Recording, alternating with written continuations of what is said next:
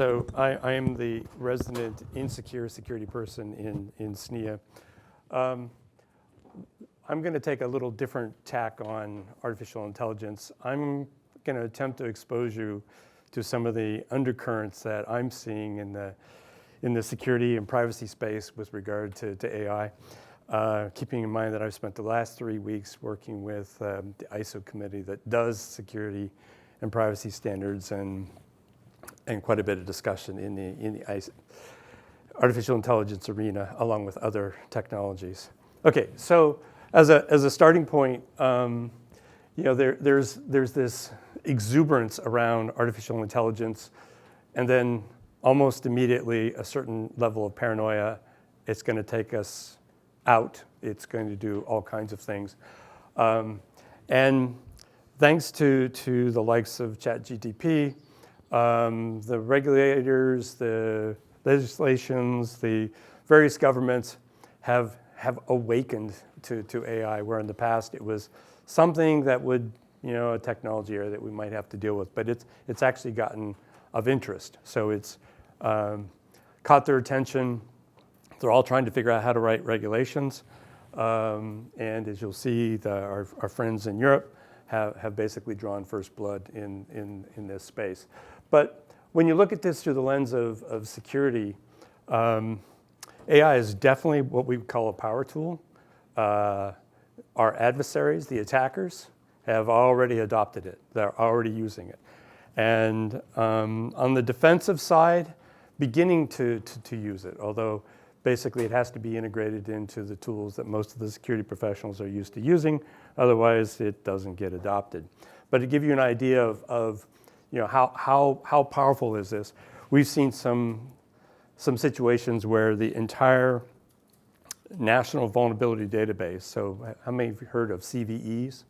Those kinds of things? Okay, so consumed the entire set of CVEs that exist, turned it around and fired it off at certain infrastructure, and in a matter of minutes, found every one of those vulnerabilities in this infrastructure. Now, this was basically the good guys doing this, but the immediate response was, gee, if we could do this, I'm guessing the bad guys have already done this. So this is the kind of thing that's happening. So it's definitely a tool, and the attackers are basically already on top of this. So expect lots and lots of fun in this space. However, privacy is really one of the areas where, from AI perspective, is getting probably the most visibility, because this is the area where there's a huge amount of concerns where, if you were tracking what was happening with big data, it's like you were bringing together all these different data sets, and you might be able to make certain associations but you'd have to work at it. With artificial intelligence, that's almost given to you without any sort of real thought. If you've trained the tools using all of your data, then you could very easily find yourself in where you thought you had anonymized certain data. The AI has in fact reversed that, and you only know that when somebody else actually discovers it. So there's some of these kinds of issues. So privacy is definitely a big concern. Almost every country that has privacy laws, that would not be the United States, but most of our states are looking at it, are looking at their privacy regulations to see if AI is actually covered, or covered it enough that if there's some sort of indiscretion, they can, track you down and do something about it. All right, so what we're seeing in the AI space is there are these life cycles. So if you're familiar with ISO as a standards body, the one on the left is out of the ISO 22989, which is basically dealing with AI concepts and terminology. What I want to draw your attention to is that you'll see that there's security and privacy sort of spans this entire life cycle. And what we're seeing now in the standardization space is an attempt to look at each one of these stages in the life cycle and try to figure out what you potentially need to worry about. But it's not quite that easy, because if you look, there's this thing called risk management and governance, and these actually have a lot of interplay. And so there's this trying to understand, what does it mean to have AI that's trustworthy? And I love that word, because I've spent a lot of time with lawyers, and to me, trustworthy is one of those things where it's like putting tape on an eel. It's intentionally vague, and yet we've got communities that are in fact trying to describe what it means to be trustworthy. Hopefully you're aware of the NIST AI Risk Management Framework. This document has been out for a little while. Lots of good detail, but what you'll note is there isn't necessarily alignment with what ISO is doing in terms of its life cycle. So the point being that even in the organizations that are doing some of this work, they aren't necessarily aligned yet. So there's a lot of activity that's just getting started. So for example, the 22889 document, you'd think that it would be pretty easy to define what is artificial intelligence. I think right now ISO has no less than 8 actual definitions for AI, depending on which document you pick up and use. So they're still wrestling with how to get this specified. But this is actually important, because in the regulations, they're going to reference some of these standards. And so depending on what's said in these documents, can result in whether your implementation is considered AI favorably or maybe not favorably. All right, so there's a lot of discussion, at least in my space, about harm. So where can you get into trouble? So there's harm to people, harm to organizations, harm to the ecosystem. And I, listening to the last talk, I was actually thinking about the harm to the ecosystem. There are countries that are now refusing to accept data centers that are doing either cryptocurrency or AI. Their power grid cannot handle it. And if their power grid can handle it, they can't handle it from a water standpoint. That's that cooling problem. So we're already seeing that this ecosystem kind of arena has got a bit of a collision space with what's happening in artificial intelligence. But where people get really excited about it is AI is going to kill me off. So the harm to people is where there's a lot of buzz right now, whether it's true or not, at least in the near term, probably not, but who knows, maybe in the future it might be a problem. There's a lot of focus on this aspect of it. And then harm to the organizations. This is where, if you happen to put out something like your flavor of ChatGPT, and somebody teaches it to say bad things, and then a whole bunch of teenagers learn things that they shouldn't have learned, you might have some problems. And we've seen a bunch of instances where early sort of forays into this space have caused problems for organizations. But let me take it down maybe on a different path. How many of you are familiar with copyright law? Okay. How many of you are using ChatGPT to do coding? Which, by the way, is really, really good. Okay, you don't have to admit it. But you lie like a rug. Okay, none of that code can be protected. None of that code can be licensed, at least in the United States, because the only thing that can be protected from intellectual property perspective is what a human generates. Might be a small problem. So this is where harm to organization, if you have somebody who's off doing coding and using ChatGPT or some other mechanism, and is really, really good at coding, not that I've ever done any of that, then you could find yourself into some difficulty. The other piece of it is you may not know how that particular instance of AI actually knew how to code. So it might actually learn from somebody else, and you're getting the benefit of their work, and you didn't license it. So this is an area, I do a little bit of work with lawyers. I'm on the American Bar Association's, Artificial Intelligence Legal Task Force. They are very excited about this aspect, and AI is very good at it. Excited equals, well, you know what it equals. Okay, so so this is definitely one of the areas from an organizational standpoint that you can definitely get into some challenges, if you will. And your legal team and their legal team will do lunch, and hopefully it won't be too expensive, but that's kind of goes. Okay, so I mentioned risks already and trustworthiness.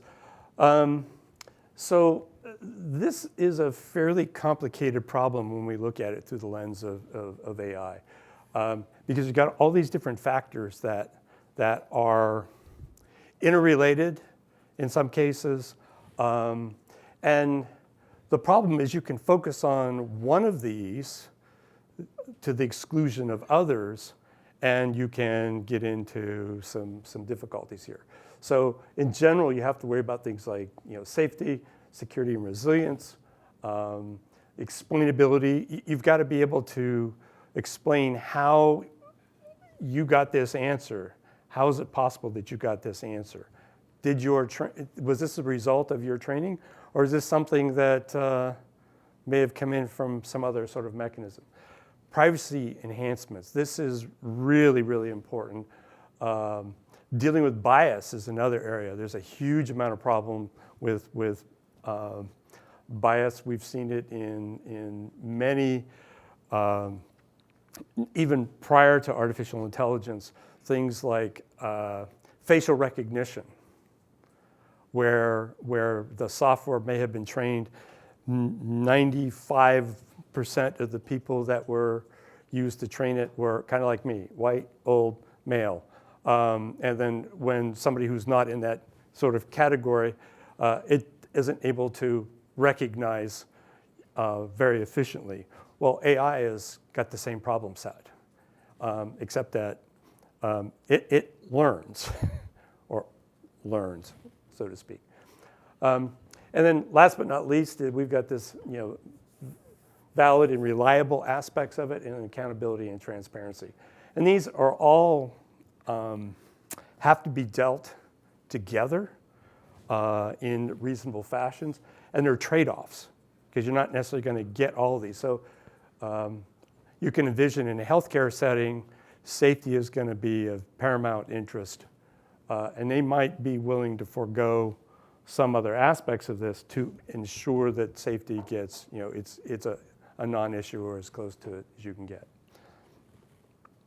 All right, to basically give you a couple of examples of what could happen if you're essentially focusing on one area, is you could have a highly secure AI implementation, but it's totally unfair because of the biases that may have been incorporated into this. And this is where it's unbalanced. So the focus was truly on securing the system, for example, but you didn't pay attention to how it was basically trained. Or it's accurate, but it's opaque, and you're not able to explain how the certain content is basically being output. You just don't have enough insight into that. And then it's inaccurate, so but it may be secured and privacy enhanced and transparent. So the point being, you've got to make sure that when you're looking at your AI systems, that you're looking at this broad spectrum. And the NIST materials are some of the very early looking at sort of the overall risk. And if you're looking for a single read that's worth your time, I would encourage you to take a look at that. This note, and there's been a lot of interesting sort of discussion on this, is AI designers and developers, they're envisioning we're doing this. And somebody who goes off and implements it is looking at this problem set. But the design and developers never factored into the kind of issues that you might actually encounter when you're doing it. So I'm doing something that's supposed to be chatting with high school students, and I bring it into a hospital. You're probably going to encounter some disconnects and problems, with that kind of situation.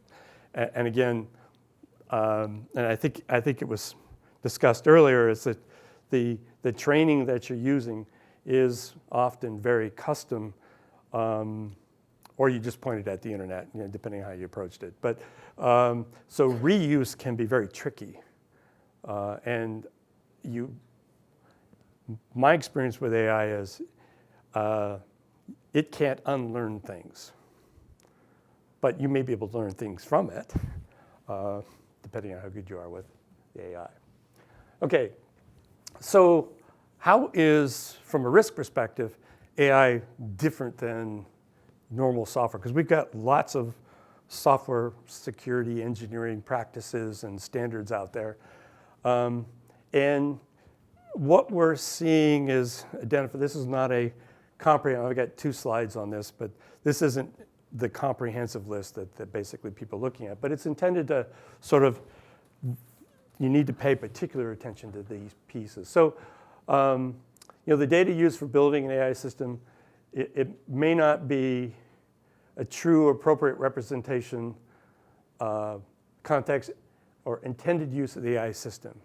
All right, so I've got this database of pictures that a museum put together, and AI slurps it in part of its training, and then you are generating, hey, I want a Van Gogh-like image. We're not seeing any of these, right? Or I want to see a Picasso-like image. So the original data was never intended to be used as a source to be able to emulate. And in fact, the owner of that is probably filing complaints with some local court that their intellectual property has basically been misappropriated. There's this huge dependency on the training data and the training tasks. This is not something that most software worries about. Software, you code it up, it does what it's supposed to do, you have ways of validating it. With AI, a lot of what you're worried about is how did you train it? Did you train it on the good data? Did you train it on the bad data so it has a way of making those sort of determinations? But if you trained it slightly different, you'll get different results. And that's a little different than traditional software.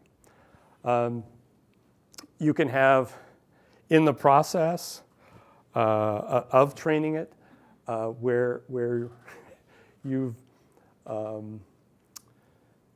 left out certain content, or certain content got added either by your organization or somebody who wanted to give you a helping hand that you didn't necessarily want that helping hand. So, and that will have an impact on ultimately on your performance, of the system. In other words, what it's capable of doing. And I think, as was discussed earlier, this training is fairly expensive. Having it corrupted or rendered inappropriate means you get to restart, and that can be a very costly proposition. Already sort of mentioned, the data that you're using is not intended for how you're using it. We sometimes talk about code reuse and data reuse. It's sort of encouraged. In the case of AI, that may actually not be a good thing. You want to be very careful how you do your training, and have it focused on the particular, whatever it is that you're trying to deal with. The complexity level that we're seeing in AI systems is way, way beyond what most software environments are having to deal with, unless maybe you're dealing with space-based systems or something of that nature. There's a lot of problems with predicting failure modes. So because the training plays such an important role, you don't necessarily know how to determine whether it's actually operating correctly or not.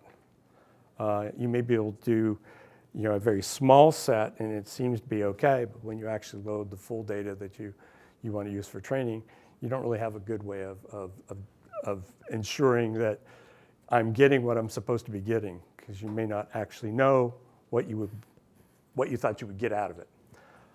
Lots of problems with privacy, I already mentioned this. The ability you're aggregating lots of data. We're seeing AI as creative in terms of how it's able to associate certain kinds of data.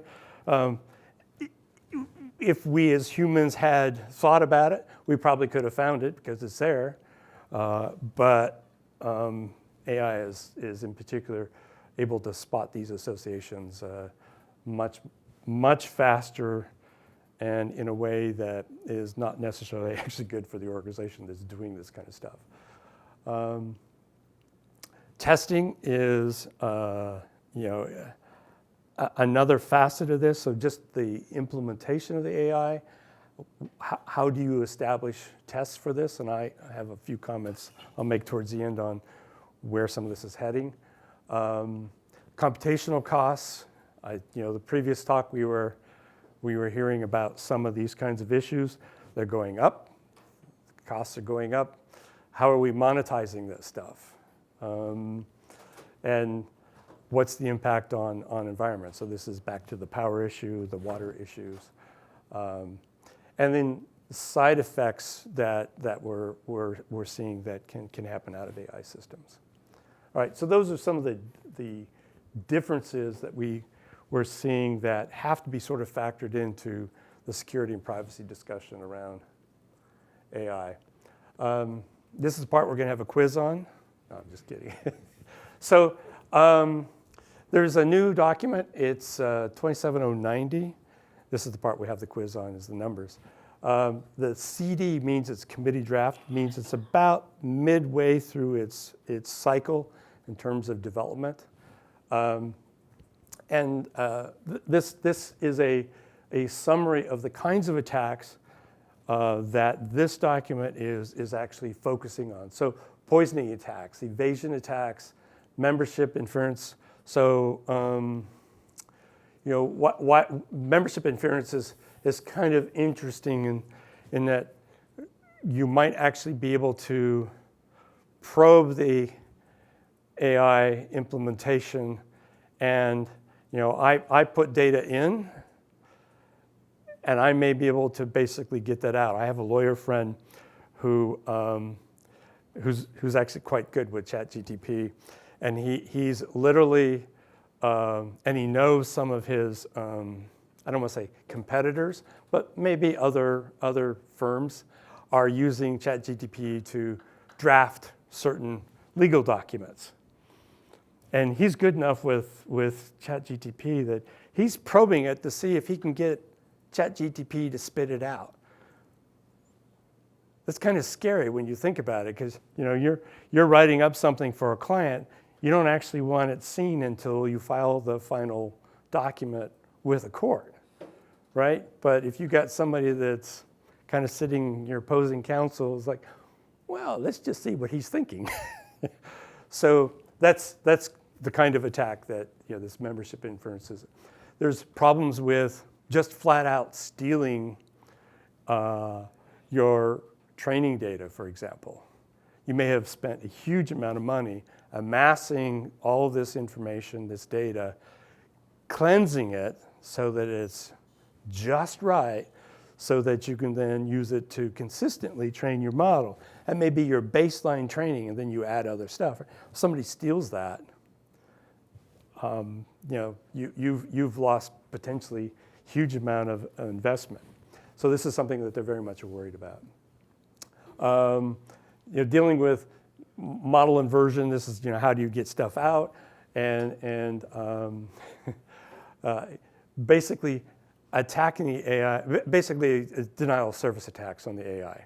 Yeah, we don't say denial of service, but that's essentially what you're trying. So you're pounding on it hard enough that it's so busy dealing with your fluff, it doesn't actually do the work that it's supposed to be doing. Now, There's another document, because we can't put everything in a single document. ISO doesn't make money doing that. So we have another project, 27091. So the sequence number is pretty close. This is looking at privacy threats.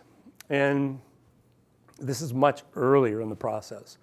And part of the reason for sharing some of these draft materials is to show you the state of where the security and privacy community is in trying to define these.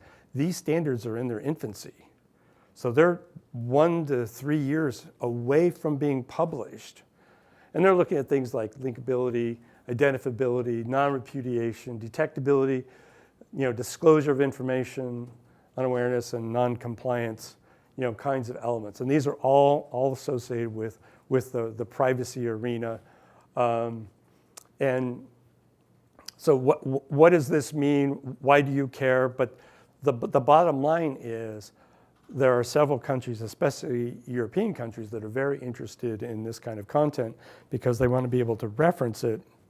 This brings a certain amount of commonality in terms of language. So if you've got an agreement on terms, definitions, then when you use these standards, it's a big deal. And I had some work in the cloud computing space and spent 4 years fighting over 36 cloud computing terms, including the term cloud computing.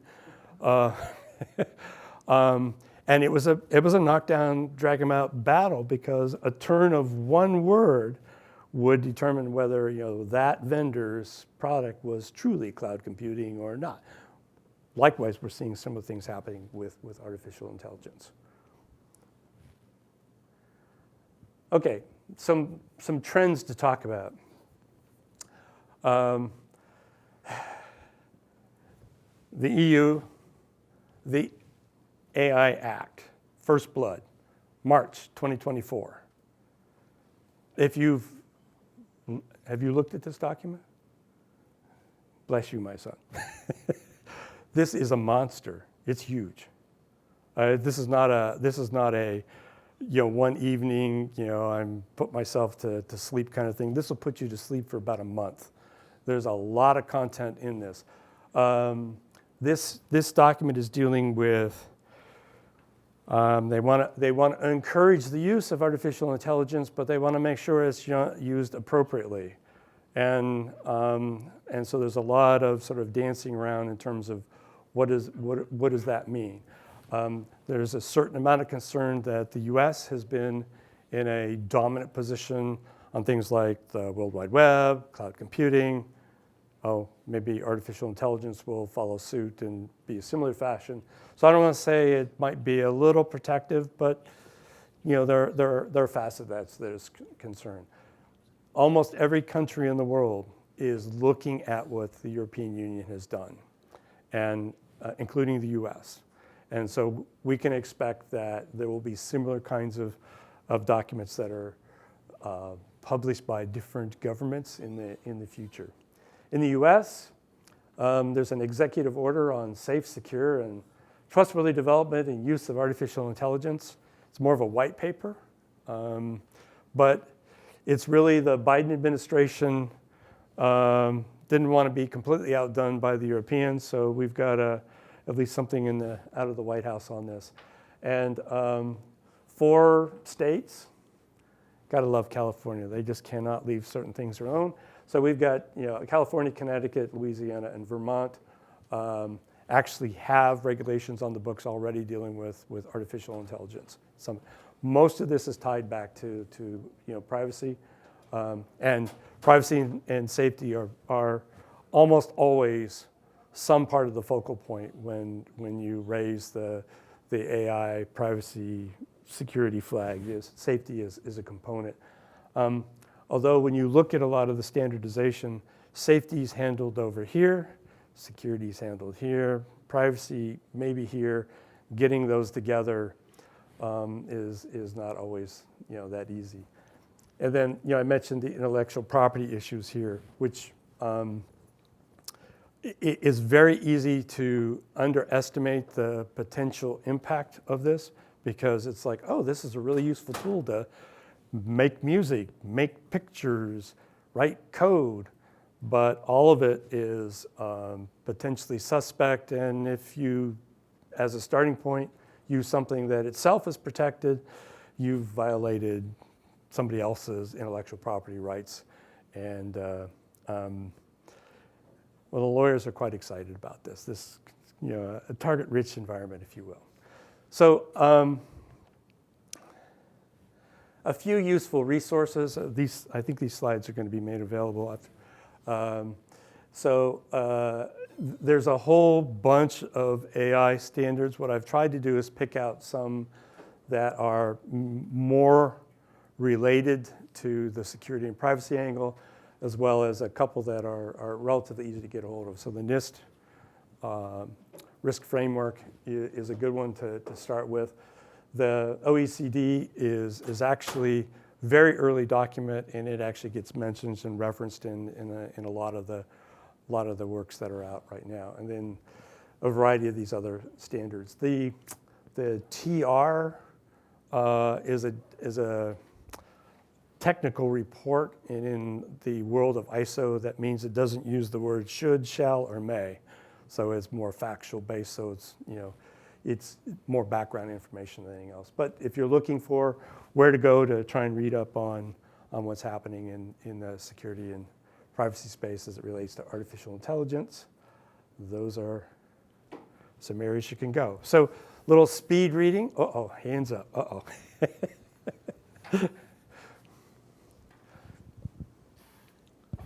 So 2 quick questions on a couple of the different topics. What is the current remediation for use of intellectual property in the U.S.? Remediation? Yes. Court.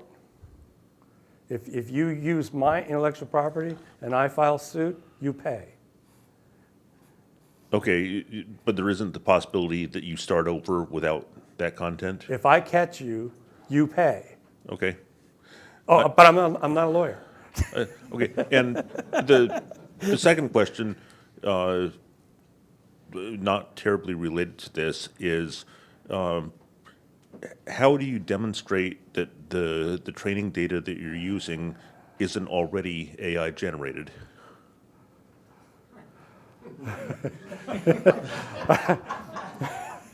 So, by the way, that's an excellent question. And the last time I had this conversation with a lawyer, it spanned 2 days and 3 bottles of wine. So, I'll buy. Yeah, this is a tricky space because with sort of traditional software, if there's ever a question, did the device, like a breathalyzer, was it actually running quite right? You could go in and actually look at the source code, and you could look at the version of the code that's running. With artificial intelligence, you don't really have that ability because it's not the software that's the problem, it's how it was trained and then the inference coming out of that. And so how are you able to sort of reverse that to figure out whether you did what you shouldn't do? It seems like it's part of the transparency issue. It's just how do you actually demonstrate that the source material you're working from is accurate, exactly it. Source material. So you're seeing early indications that the transparency factor is important, but in terms of telling you how to do that, that's a work in progress. So no, we're at it. We have to go to a break. So I suggest, because there's a couple of people who want to have questions, and I think you should just tackle Eric at the break time.